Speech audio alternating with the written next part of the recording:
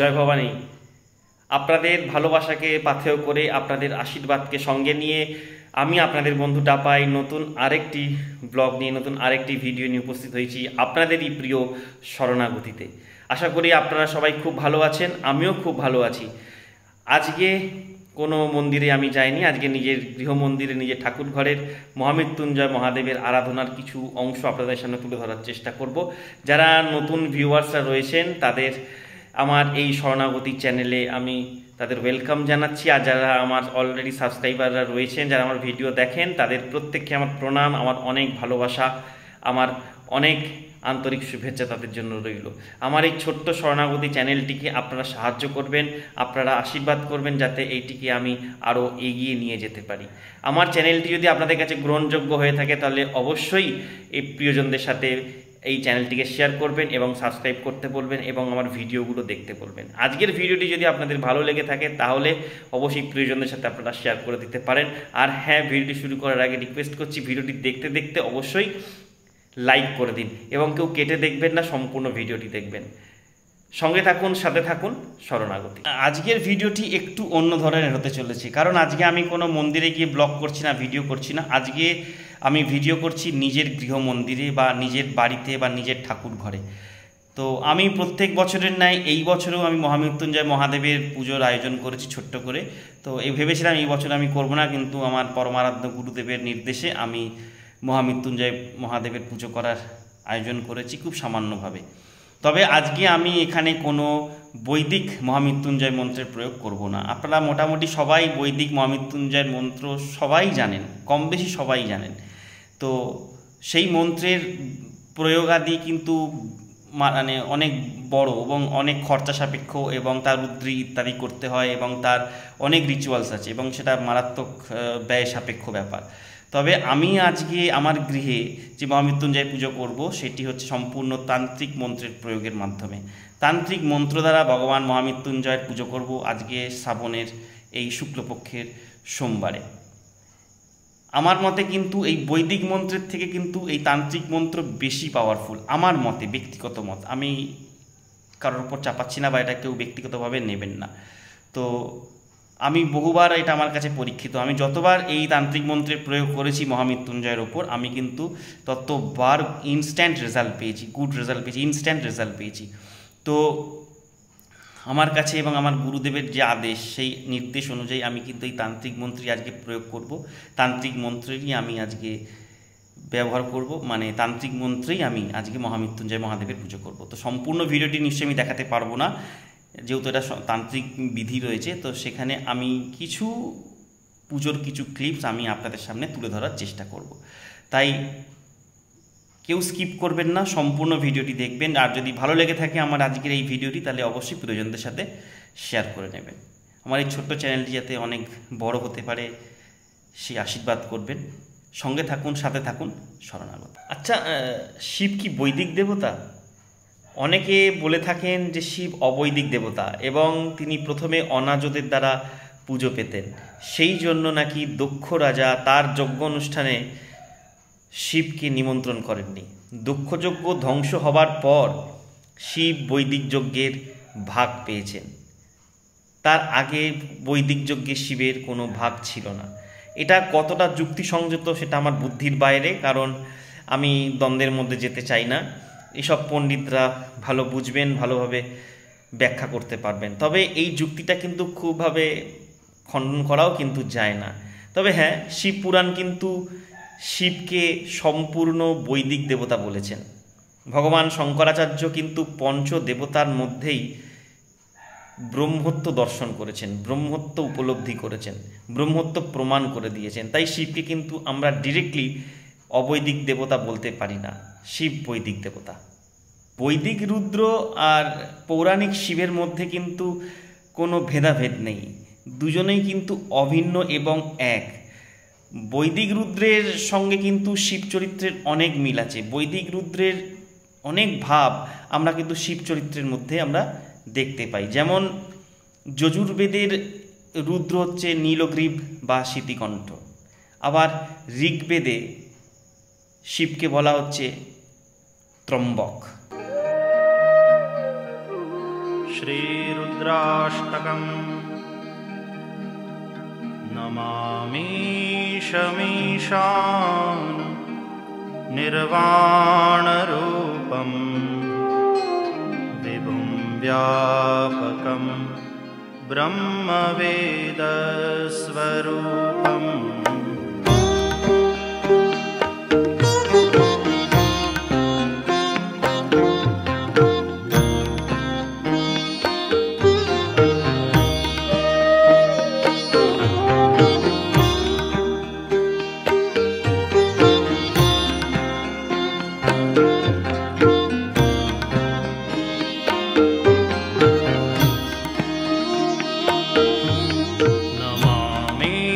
शमीशान निर्वाणरूपं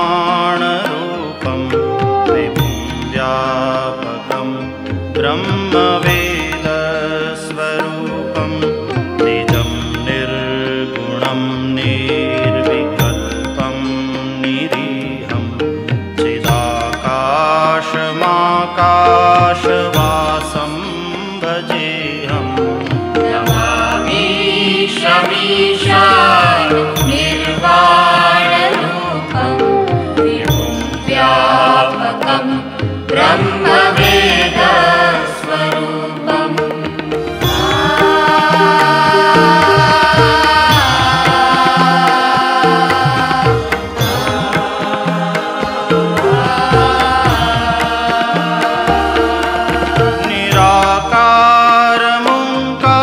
निराकारमुङ्कारमूलं तुरीयं गिराज्ञानगोतीतमीशं गिरीशं करालं महाकालकालं कृपालं गुणागारसंसारपारं नतोऽहम्। नमामि शमीशान निर्वाणरूपं विभुं व्यापकं ब्रह्मवेदस्वरूपम्।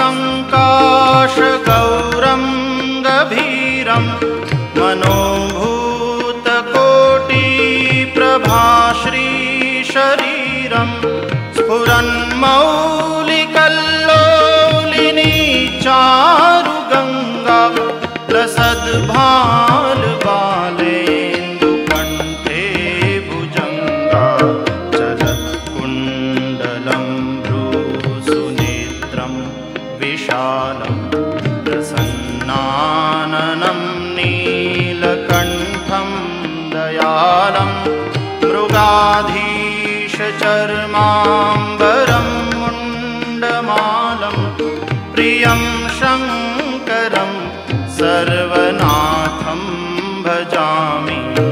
नमामि शमीशान निर्वाणरूपं विभुं व्यापकं ब्रह्मवेदस्वरूपम्।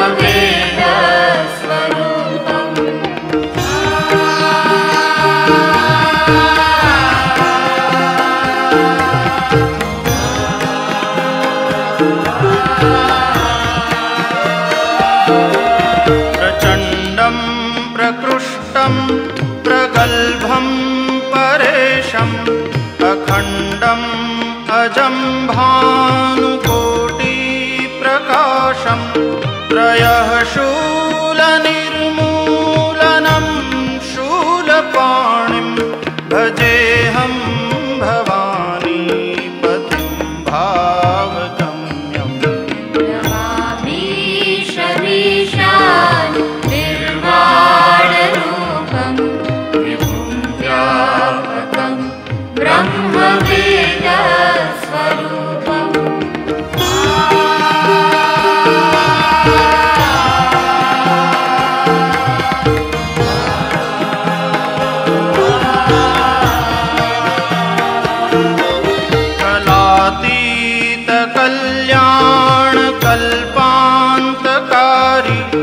सदा सज्जनानन्ददाता पुरारी चिदानन्द सन्दोहमोहापहारी प्रसीद प्रसीद प्रभो मन्मथारी न यावत् उमानाथ पादारविन्दं भजन्ति लोके परे वा नराणां न तावत् सुखं शान्ति सन्तापनाशं प्रसीद प्रभो सर्वभूताधिवासम् मीशमीशा निर्वाणरूपं विभुं व्यापकं ब्रह्मवेदस्वरूपम्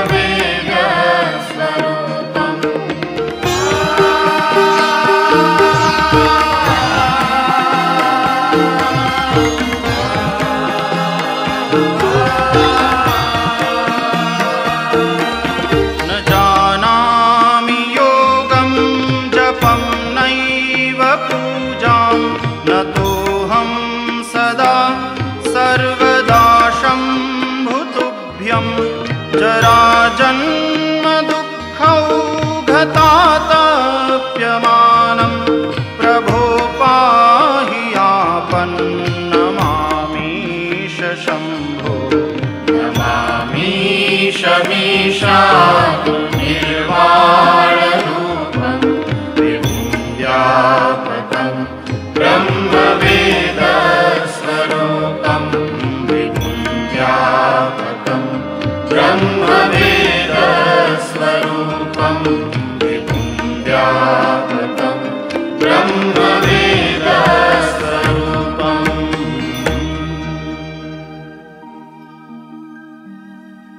रुद्राष्टकमिदं प्रोक्तं विप्रेण हरतोषये ये पठन्ति नरा भक्त्या तेषां शम्भुः प्रसीदति।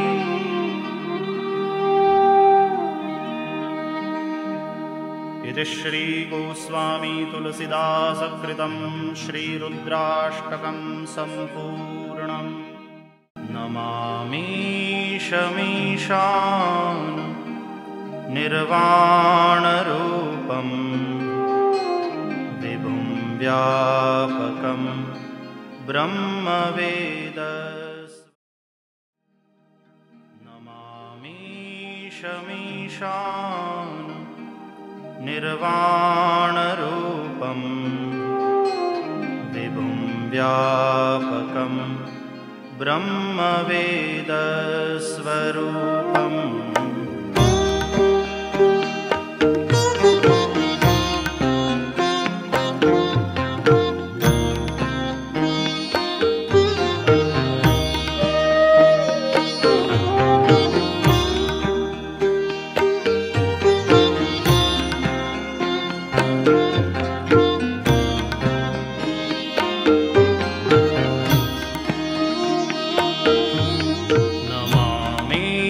शमीशान निर्वाणरूपं व्यापकं ब्रह्मवेदस्वरूपं निजं निर्गुणं निर्विकल्पं निरीहं चिदाकाशमाकाशवासं भजेऽहम्। नमामीशमीशा निर्वाणरूपं विभुं व्यापकं ब्रह्मवेदस्वरूपम्।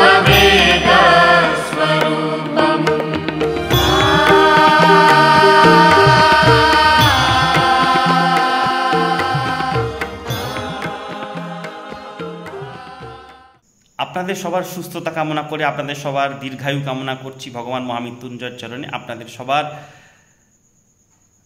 ভালো চিন্তন করে আজকের ভিডিওটি মহামৃত্যুঞ্জয় মহাদেবের চরণে বিরাম দিয়ে শেষ করছি।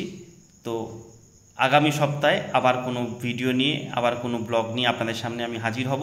ততক্ষণ পর্যন্ত সবাই খুব সুস্থ থাকুন, ভালো থাকুন। জয় ভবানী। নমঃ পার্বতী পতয়ে, হর হর মহাদেব।